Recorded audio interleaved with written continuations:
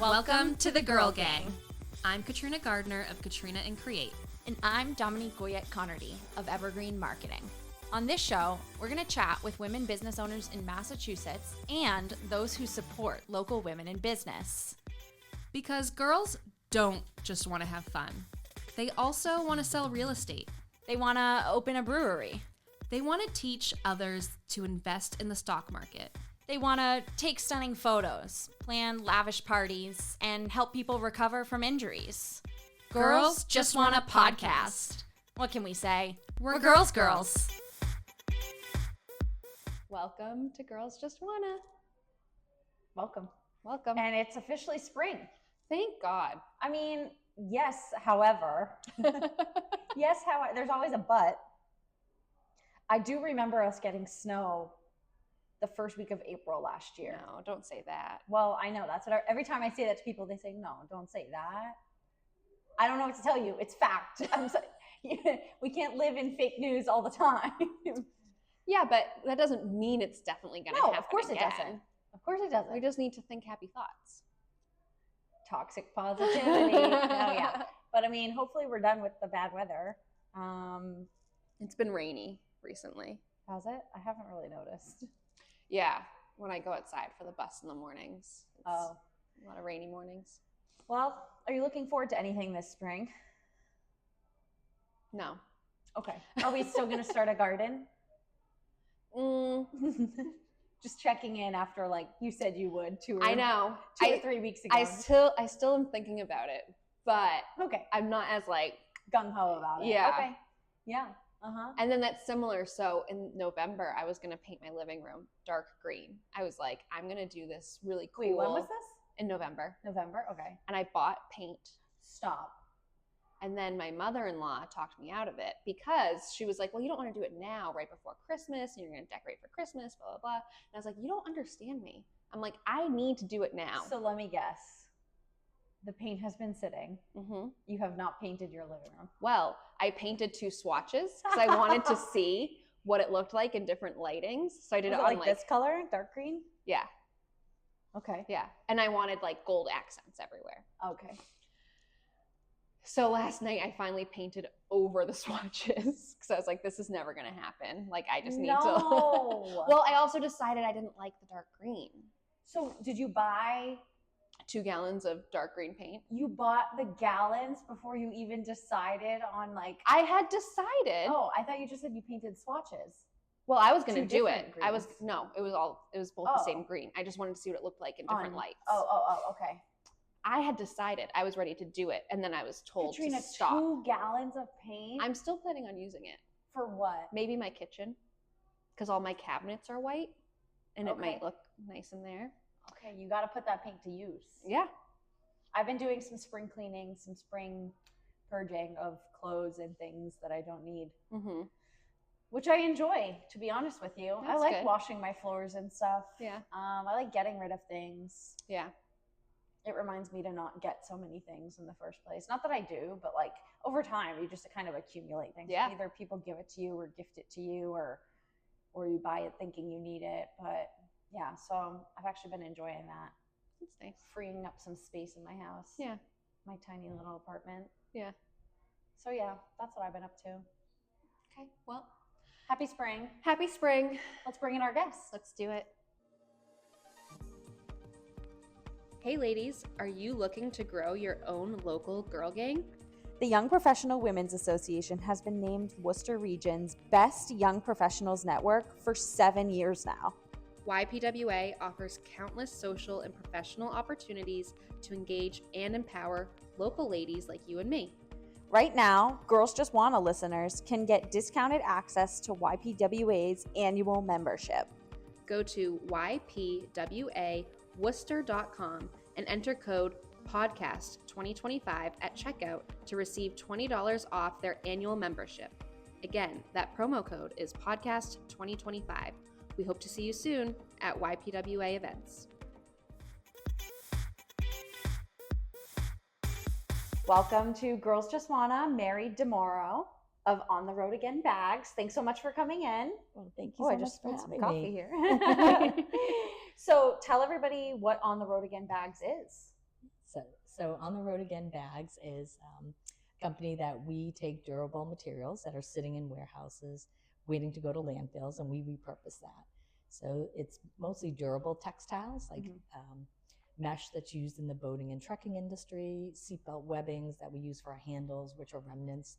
They didn't pass to go in a car or a boat. So then we take that material and then we repurpose it and use it for the handles on our bags. So we make tote bags, placemats, little market bags. So really looking to continue to repurpose the materials. Love it. Yeah. And how long have you been doing that? Yeah, so I've been doing it since 2018. Oh wow, okay. Yeah. Wow. And it's your side job, right? Because you work full time during the day. Yes. So I you do. are a busy lady. Yes. Yes, so it is my side business, and I've been doing it, since 2018. Wow. Amazing. And do you know how many bags you've made since then? Or how much product you've Probably it's upwards in the thousands. Yeah. Thousands. That's of crazy. bags. And is it just you, right? Just me. Yes. So how did you learn to do this?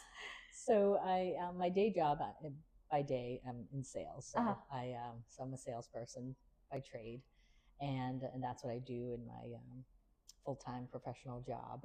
And so having that skill set has really helped me with the business. And I've worked for a lot of startup companies too. So being able to understand like business operations, in-store excellence, and merchandising, retail, and things like that. So, and just being a salesperson really helped with the business. And so my mom was a seamstress. And so I own the house I grew up in, locally here, right in Hudson. And so my mom's former workroom is my current workroom. So my mom was a seamstress by trade. Yeah. So cool. Yeah. Yeah. So is she the one who taught you So how to sew? she taught me how to sew. And so we all were like growing up, no, I don't think I'm going to do this as a profession. You know, we're not going to really take the skill set, but here it is like 35 years later. And it's kind of like an honor to kind of be sewing in my mom's memory. And carry on that legacy of what she did. And then being in the same workroom is it's just really comforting working from the same workroom at home, that she had as her workroom. Right. I'm sure that really like drives home the whole like kind of honoring her and doing this in her legacy. Is like you're literally right in her workspace in your childhood home. Yes. Beautiful. Yeah. Oh, thank you. I love that. So how did you come up with the idea for the bags? I mean, I love obviously the environmentally conscious and stable approach of it all, but I think like a lot of times, right, if I'm like, okay, thinking about the environment, we're trying to cut back on single-use plastics, switch from a plastic water bottle to a reusable one. Instead of getting a single-use coffee cup, you bring your reusable, whatever. How did you though think, okay, let's use this durable like mesh textile materials and turn it into tote bags? How did you make that leap sort of? Yes, it's a great question. So kind of how it started was in the next town over, and where I live, there was a truck tarp maker. He was making truck tarps, and he was upcycling bags, but using mostly the Cadora fabric, which is a water-resistant fabric that a lot of companies use, like Herschel, to make their backpacks, duffel bags. It's made with that durable, water-resistant fabric. So he was kind of doing that too with all his remnants. And I was like, oh my gosh, no, the premise he should be doing is the mesh to make the bag, because the sand will come out of it. You can literally hose it down. Right. So I approached him and I said, hey, I just want to know if, maybe you'd be interested in making a prototype bag for me. So he said, sure, come on in, let's meet. So I'm driving from Hudson to go meet with him, and I'm on the phone with my sister, and I'm so excited. And I'm like, oh my gosh, I'm going to this meeting. I'm going to have this guy make this bag for me. And it's out of truck tarp material. And she blurts out, On the Road Again. I'm like, oh, that's a great name, So I go, I do the meeting. He gives me a bunch of materials. I bring it home, sit on the kitchen table, and really look at putting together this prototype for him to then sew for me. Because I didn't have an industrial sewing machine at the time. My mom's sewing machines were like all put away, in the basement. And so I just was like, can you make this prototype bag for me? So then my sister mentioned that name. So I was like, all right, so that night after the meeting, I go home and I'm on the computer, I'm looking up on the USPTO website, and the name was available on the road again.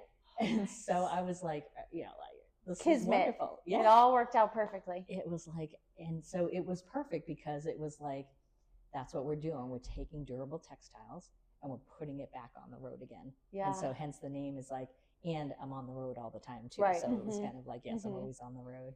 And But- because the bags are so durable, it's perfect for Yes. bringing on any sort of adventure, like you said, to the Exactly. beach or camping or whatever. And it's great because you can just hose it right down. Yes, That exactly. material. Mhm. Awesome. So I was mentioning single-use plastics. So, a lot of people think we've got to eliminate single-use plastics are a big issue. Yes. However, when I was on your website preparing for this interview, I realized you had written textiles are actually one of the most The biggest waste. one of the Yes. biggest wastes, Mhm. which I wouldn't have thought of, Mhm. right? Because when I think of waste, I'm thinking of like straight up trash, and like in my mind, I see the single-use plastic water bottles Yes. like littering the oceans. Tell us about like how all that textile waste, I guess just in general, that Mhm. misconception, Yes. where all that textile waste comes from, and Yeah, absolutely. There is a lot of waste. Just in Massachusetts alone, it's 250,000 tons of textile waste. So textile includes clothing. So clothing, curtains, just any type of blankets, sheets, like all of that is like textiles, and mesh is another material. So a lot of times in the past, what happened is a lot of these materials that are sitting in warehouses, and it's either rejected by the company that was looking to get that material or fabric made.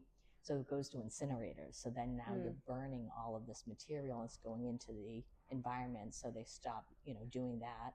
Right. So then, or it'll go into landfills. But water bottles is another one that is it's a big waste. And I don't feel we're getting to the crux of the problem. right.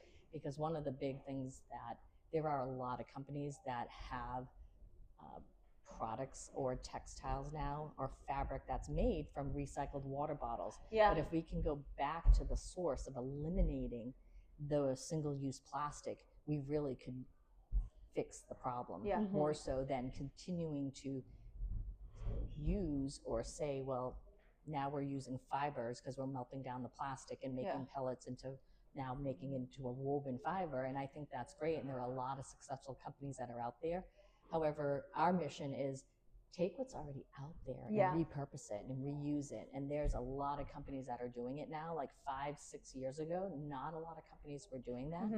And now you'll see they'll take blankets and they're upcycling them into these fashionable jackets or vests, and denim jeans are being upcycled into a handbag or even repurposed mittens with Sherpa inside them. So there's so many things that you can do. So I think plastics is the one that if we can really go back to the crux of the problem of just eliminating single-use plastic again, like we're doing with the bags, and we're going back to the paper bags or repurpose the bags.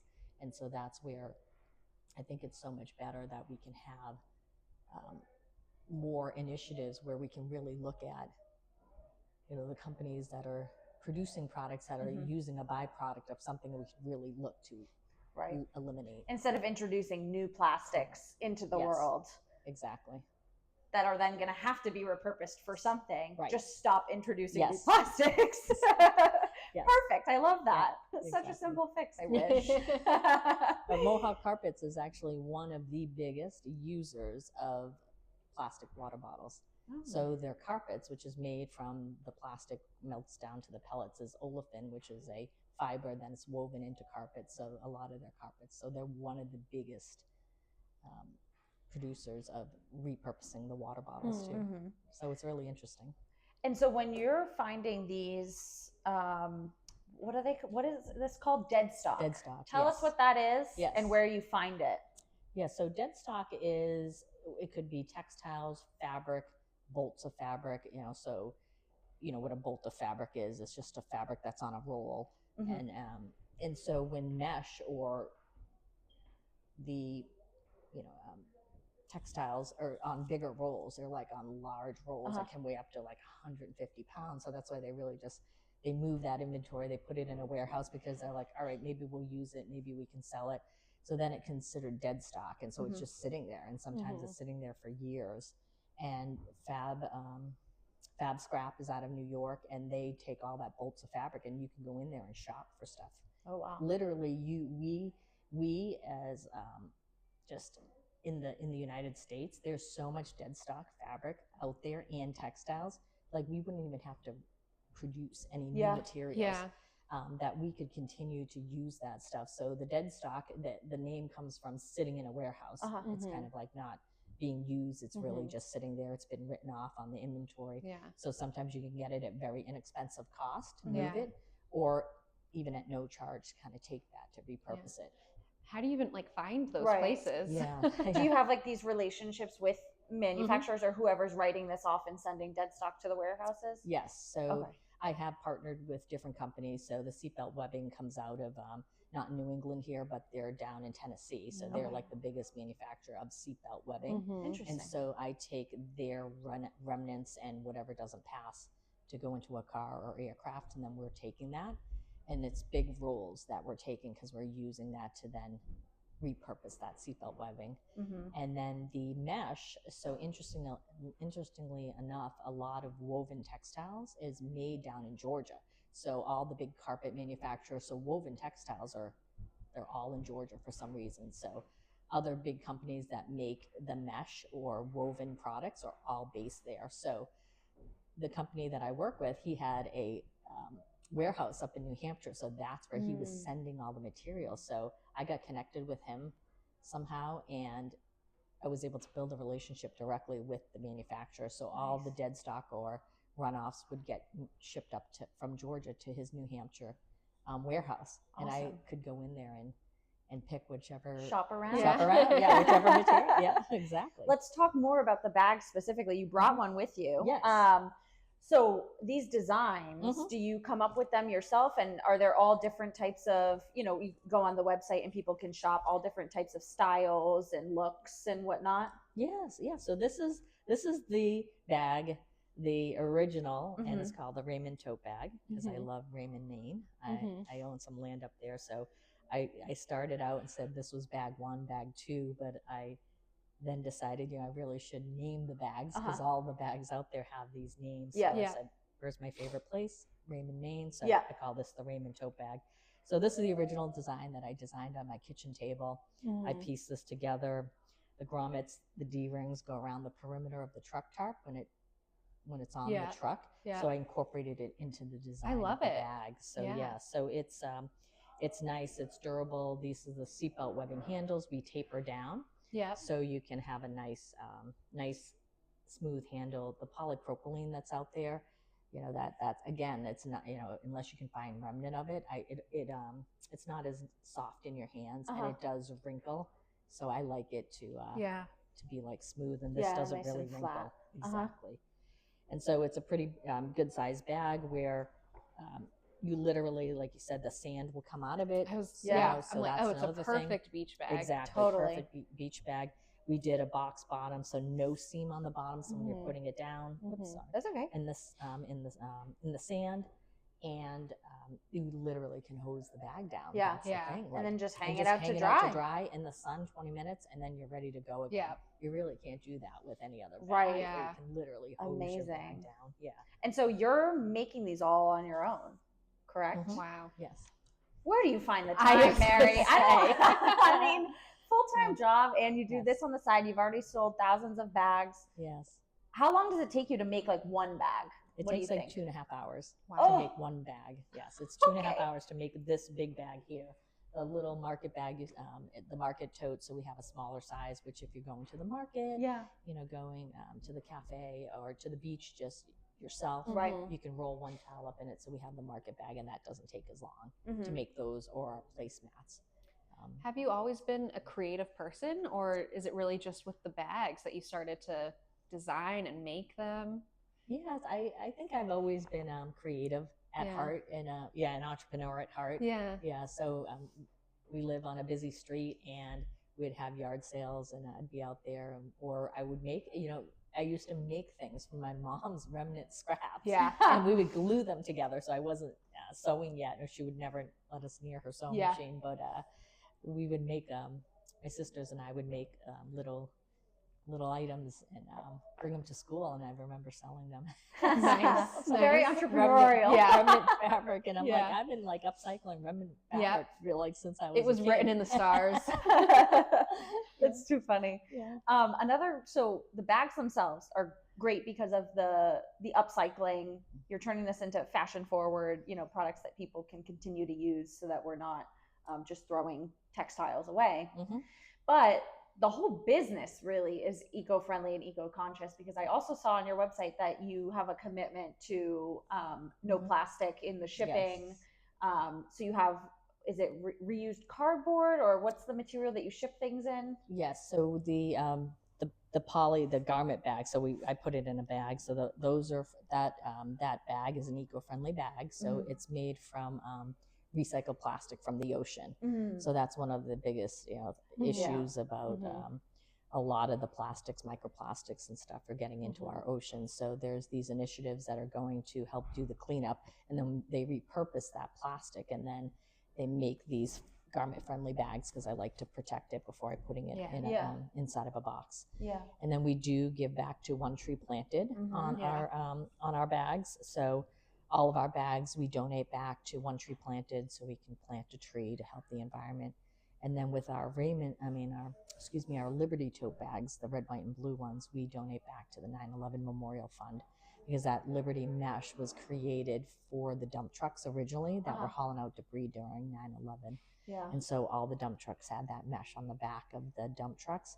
And so we took the remnants of that material, and I asked the maker of the mesh, because they called it the Liberty mesh, and I love the name. So I'm like, can I call my bag the Liberty bag? And they're like, yes, you can. So then I said, all right, what can we do to give back on that one? And that's to the 9/11 Memorial Fund. Amazing. Yeah, so everything sort of comes full circle with your business. Amazing. So tell people where they can find you online and shop your product. And so you can find us online at where we have our own e-commerce store. So on the road again bags.com, on Instagram on the road again bags _official, and then on Facebook on the road again bags. Awesome. Yes. And how do we like to end every interview? So we always love to ask all of our guests to shout out another woman-owned business or woman business supporter, because we're all about, supporting the ladies on here. So is there anyone that you have in mind? Yeah, I could name like 10 right now. Totally. It's all about, it's supporting other women makers, whether they have a store or if they're makers, and they're still makers and they have storefronts and things like that. But a maker friend, there's so many to name. I would say Heather from Madeline and Mermaids. She makes jewelry. Oh, nice. Yeah, so she's a great one. I would, awesome. Like I said, I can name 10 right off the top. So Right. to pick one right I now. know. The pressure. The pressure to choose just one. Well, that's awesome. Thank you so much, Mary, for coming out and for sharing this and for the awesome work you're doing. Yes, thank you. Really Love it. appreciate it. Yes. Yeah. Thank you so much for being able to share my story. I really appreciate it. Thank you. Thank you. Want to show your love for all the local ladies in business? Girls Just Want a Podcast merch is now available on Etsy. From stickers to mugs and hats to tumblers, you can rep your favorite gal gang wherever you go. Your purchase helps us continue to rent studio space, upgrade our recording equipment, and pay for editing software. Find Girls Just Wanna merch on Katrina and Create's Etsy shop. Link is in the show notes.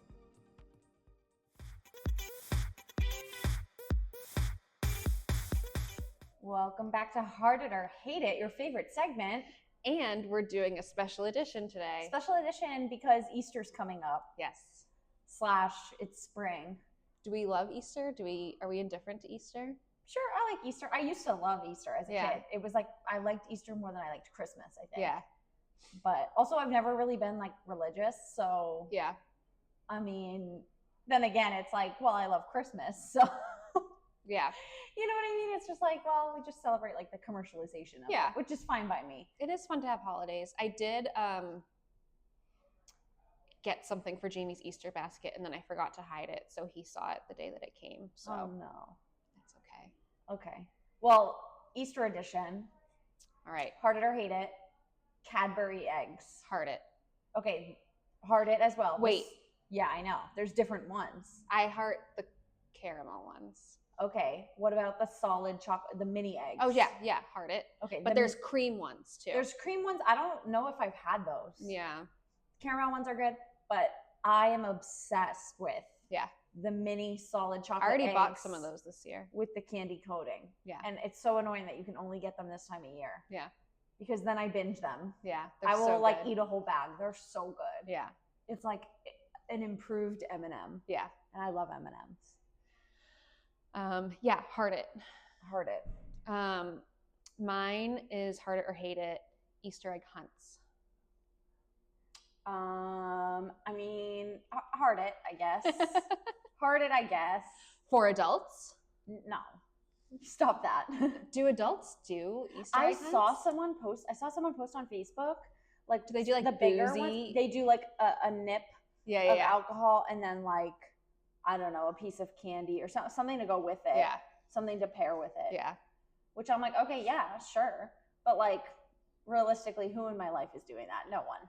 When you did Easter egg hunts as a kid, did you look for plastic eggs or real eggs? Plastic eggs. My family always looked for real eggs. Really? Yeah. The eggs that we would decorate. Well, that's way too expensive these days. And if you lose one, yikes. Ew. Oh, like they did it inside? Sometimes. Okay. Usually outside. The only Easter egg hunts we did were at my Nana's house, and her and my grandpa filled the plastic eggs with like pennies. Mm-hmm. Best thing ever. Mhm. As a kid, I'm like, oh my god. Yeah, Jamie doesn't like candy. So last year, Okay, he is not my child. He's not my child. That's for damn sure. It's wild. I can't. We're not related. I'm disowning him.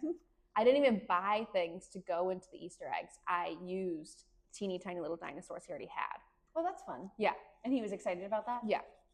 Yeah, I loved getting little pennies and nickels. And then once at the end, you'd collect them, you'd empty them all out, and you'd just have a big pile of change, which was probably like 83 cents. Right. But it was so cool. Yeah. I was like, oh my God, I'm rich.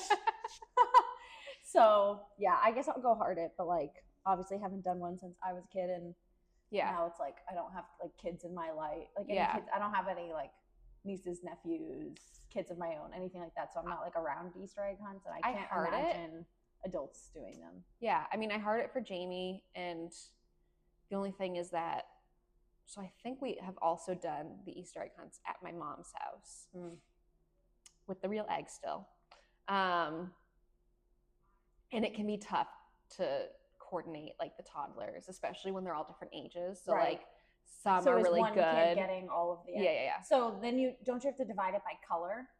So like each kid looks for their own color. Oh, we've never done that before. That way, I think that's how some people do it. Is like, you know, Katrina's color is blue, so Katrina can only collect blue eggs because then you each get the same amount. That makes sense. Yeah. Okay. Okay. Heart it or hate it, Peeps. Heart it. Ugh. You don't like Peeps? I like the idea of it. Like, they're so cute. And I love like seeing them come out every year. I'm like, oh, Peeps, throwback. But no, I'm not going to eat those. I also already bought Peeps this year, and the Target guy judged me because I was intrigued by a special flavor that seemed new. I don't usually like the special flavors, disclaimer, but this was Rice Krispies. That makes sense. Rice Krispies are marshmallow. Yeah, I thought so too. Well, they are. Rice it was Krispie like treats are just the Rice Krispie cereal with melted marshmallow. So it was Rice Krispie treats, Peeps. And the guy that was ringing me out at Target, he was like, I don't understand. It's marshmallow flavored marshmallows. And I'm like, I don't know, man, but I'm trying it. And it did taste good. It tasted like a Rice Krispie treat. I wonder if that's because a Rice Krispie treat is literally marshmallow. I think it tasted different than a normal Peep though. But yeah, big fan. Yeah, there's just so many other things I'd rather be eating. Than I also can't control myself. I eat all of them. Marshmallow. See, so that's how I am with the mini Cadbury eggs. Like, I will eat the whole bag. I don't care. Yeah. So good. But yeah, no, I'm going to go hate it for Peeps. But I do remember always getting them in my Easter basket and from my Nana as a child. Because my Nana was like, oh my God, That and Pez. Remember those? Pez. Those were so fun. I still love Pez. Not even like in the dispenser. I just You like eat the candy. I like the candy. No, but the dispenser was like half the fun. Yeah. Most of the fun. Yeah. All right. Last one, hard it or hate it, jelly beans. I'm gonna go hate it. Okay. I think jelly beans are hit or miss. And Yeah. I don't know. You know which ones are good? The Starburst ones. Do you know what I'm talking about? Yeah. They're like a little sour jelly bean almost. But like traditional jelly beans, nah. I like toasted marshmallow jelly beans. Oh. And like that one I would eat all day, every day, but it's not worth getting like a whole mixed bag just for the toasted marshmallow. Is that like a typical flavor of jelly bean? What color is it? Like a cream color with brown speckles. Oh, okay. Yeah, I'm going to go hate it. I think I'm going to say hate it too. Oh. Like I like that one. That one, but yeah, that's the thing. It's like I like one brand of jelly beans, and it's also like on occasion. It's still not even my favorite. Yeah, I also never buy jelly beans. Yeah, I would never buy jelly beans. Yeah. If I were in a candy aisle, you would never see me buying jelly beans. I think, okay, you know those like candy stores where you fill the bag? And you just like, I What have about added. penny candy? Is that what it was called? Probably. They still have those at like pay by weight or places whatever. in the Cape or like, Yeah. you know, holiday type places. I will get like a scoop because they have the jelly beans sorted by flavor. Oh, there you go. So I That's what you do need. sometimes get scoops of just, and I have looked it up. You can buy like a bag of toasted marshmallow. But again, I've never done it because it's like, I'd rather have Peeps. Okay. So that's how much I like Peeps. Good to know. Good to know. All right. Well, That's it for Heart It or Hate that's It. it. We'll see you guys next week. Later, ladies. Later.